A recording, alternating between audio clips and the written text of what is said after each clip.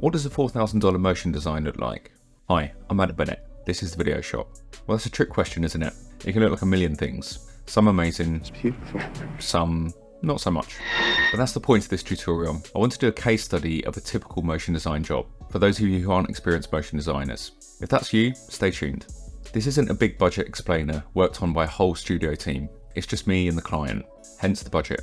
Typically in Britain, we shy away from talking about money. Oh, come on! But I've had students in the past ask me how much I've charged for this or that job. Thankfully, in this case, the client, Lauren, is a friend and very cool. So I can talk about money and also how long the animation took and what day rate I charged and why I charged that. Talk freely about the whole process, be completely honest about what I think works and doesn't work, give you tips for doing similar projects, and give you the free project file. As always, you can find the full workflows for this animation on my Video Shop long play channel. Okay, let's get started. Run it, please! Before we start, can I set some expectations? When Lauren came to me, the brief looked something like this. I'm not making excuses, but a lot of time was spent getting the script into shape. Will you run it, please? Okay. Here's the animation. There's no audio, so I'll just talk over it. I was working direct to client. When you do that as a freelancer, you're acting as a producer as well as creative, so you have to wear different hats. In this case, figuring out the script and how best to get the core message across to the viewer. No pun intended.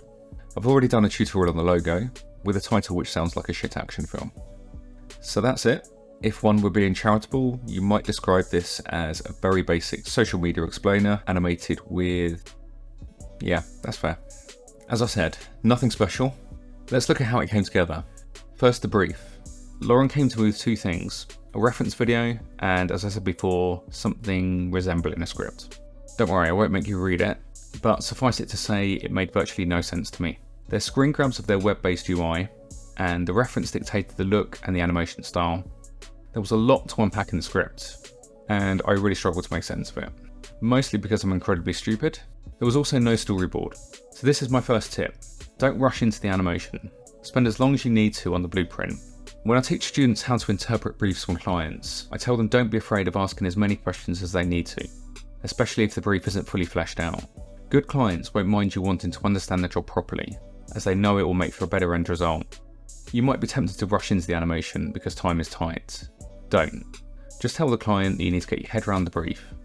Better to have a more simple animation which actually makes sense. I'm talking about good questions here, not bad ones. Is it true that there is a place in a man's head that if you shoot it, it will blow up? What's the difference? Okay, a good question might be, who is the audience for this? I asked Lauren this, as she didn't specify it in her brief or email. She told me it was users of the app, which is great. The video isn't aimed at me or people like me, so it's okay if I don't completely understand it, just as long as Lauren is sure that the target audience will, because they're familiar with the UI of the app. What might a bad question be? That's not a serious question. Anything you ask which reveals that you haven't read the script or the brief properly. That's going to annoy the client, as it shows that you value your time more than theirs. Also, if you didn't read the brief properly, what else might you miss or get wrong? Another potential good question. What is the one message you want to convey? Again, this wasn't in the brief, so I had to ask. Lauren answered, showcase new plugin feature. So then I realised that the main message was almost hidden in the script, and it wasn't something graphical, rather a load of text. I knew that we'd need to dwell on this text in the animation, as this was the USP. With a more traditional workflow, the client would probably have a designer do a storyboard, and any questions like this would be bashed out between them. You'd just get designed storyboard frames to bring to life. My next tip is to pick up the phone, or jump on a Zoom call, whatever. The point is, if you have questions, you need to make a call on whether they're best put in an email, or whether you should just jump on the phone. The client may be busy What do you want? and prefer email. If so, that's fine. And you can always ask how they prefer to communicate at the start. Ciao. Actually, let's tip that. Ask the client how they prefer to work at the start. Terrific. Worst case scenario, they'll look bemused and go, I don't know, the usual, while looking at you a bit strangely, like it's a trick question. Then you can think, well, that's fine, we'll figure it out. But at least you'll know that they won't insist on using carrier pigeons. But what you don't want is to waste time waiting for them to reply, or bombard them with too many emails generally. These things will vary depending on the client and the project, obviously. You need to gauge their responses, but the point is having a proactive approach and being conscious of precious lost time. I've worked in busy agencies and seen freelancers who are almost looking for reasons not to work, and I was gobsmacked. You should want to make the process as smooth and easy as possible for the client. Actually, that's so important, let's do another card for that. Make the process as easy as possible for the client. With this project, I jumped on a couple of calls with Lauren and worked things out a hell of a lot quicker than if we'd swapped dozens of emails back and forth. I talk about how I get ideas for motion design in this tutorial, but here there wasn't really time to mind map or do loads of sketches. But then again, my sketches look like this, so that's probably not such a bad thing. This was the initial storyboard I sent to Lauren. Very rough and patchy, and a lot of things I hadn't figured out yet. I'd normally be a bit more professional than this. I talk about this in my previous video, but I settled on the brackets being a motif which could run throughout the animation and help take the viewer from one scene to the next. After all, they resemble the logo, so it seemed like a good visual link. Then I came up with the idea that we had to put code in the animation. They could be the brackets of the code. I jumped on another Zoom with Lauren, and afterwards sent a revised storyboard, as I was starting to figure out what she wanted from the promo. My next tip is to check in regularly. When I sent the revised storyboard, it was important that I knew that it was going in the right direction, so I signed off with a question. But then the next day, when I knew things were on track, I just wanted to send regular updates. There was no need for a response, Don't speak. unless something was wrong or needed amending, Please don't speak. so I signed off with a statement. Like I said earlier, try and make the process as easy as possible for the client. Rather than saying, hey, is this okay? And then the client might be worried that if they don't reply to you, you'll be sat on your hands doing nothing. Send a message which only requires a response if something is wrong. So the logo, there's nothing outrageously difficult technically here. And like I say, you can refer to this tutorial. I wanted it to be engaging, so we start strong, as this was for social media and you want to grab people's eyes. After all, the main animation is pretty basic. So start with a nice logo animation. Please keep watching folks, this will be fun. Lauren didn't ask for a logo animation. The opening and end cards could be used as static logo, but I thought it'd be nice for them to have one, even if they only used it for this promo. Which is another tip, over-deliver.